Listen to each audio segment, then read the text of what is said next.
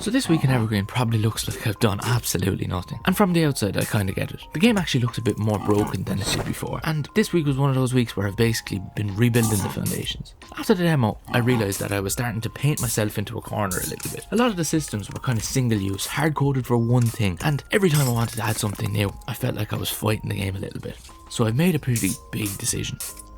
I've actually killed the old demo forest terrain system, generation system, mock procedural generation system entirely. Instead of building around constantly shifting procedural setup, I'm moving Evergreen towards a more intentional world design. A proper handcrafted world that still feels natural but gives me way more control over progression, pacing and atmosphere. At the minute it's very white boxed, very sandboxed. So no nice organic forest boundaries like I had before. Lots of placeholder stuff, loads of rough edges. Honestly, it looks worse than the demo did right now. But under the hood, things are getting a lot better.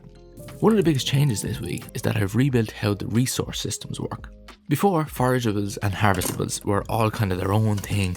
Each one was different, each one had its own specific use case. But now I've got a proper universal system. So forageables can be configured from one setup, and the same with the harvestable resources like stone, trees, future materials.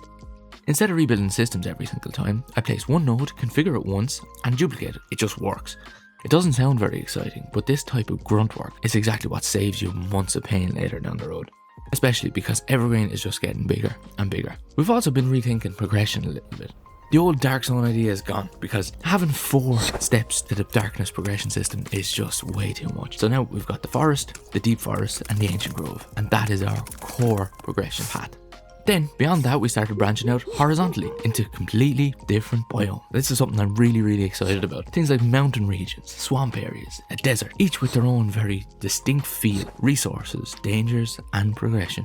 And honestly, a lot of these optimizations are being pushed by necessity too. I'm currently running a Surface Laptop 7, which I bought for entirely different purposes before I started any of this game dev journey. Yeah, it's definitely going to be getting an upgrade very soon. And I've been fighting uphill since the demo. Even that last crunch into the demo was miserable just because the Surface was not able for it.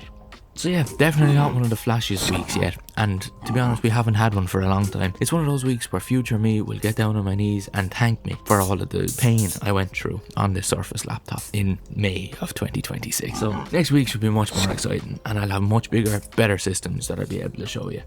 Just to give a bit of a commitment, hopefully we'll have the new organic forest boundary system in, the universal resource system actually fully implemented, and hopefully something of a world that resembled what we had before the demo. And that's it for this week. If you'd like to follow along with this journey, hit subscribe, and I'll see you in the next devlog. Thank you for watching.